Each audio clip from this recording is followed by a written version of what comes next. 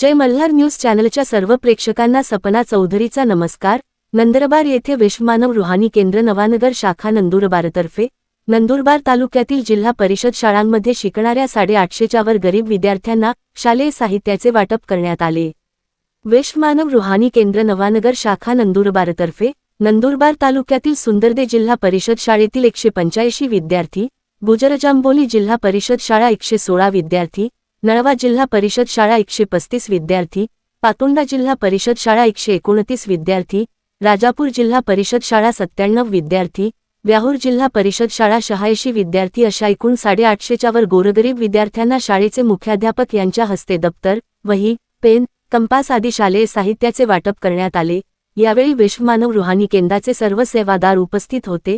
गरजू विद्यार्थ्यांना शालेय साहित्य वाटप केल्याबद्दल मुख्याध्यापकांनी विश्वमानव रुहानी केंद्र नवानगर, हरियाणा व परमसंत बलजीत सिंह महाराज यांचे आभार मानले।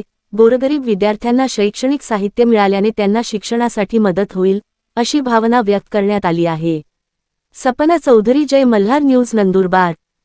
हमने भी कुछ अच्छा किया होगा कि आप जैसे लोग हमें मिले और आप जैसे लोगों ने हमारे बच्चों को लिए इतना कुछ किया है।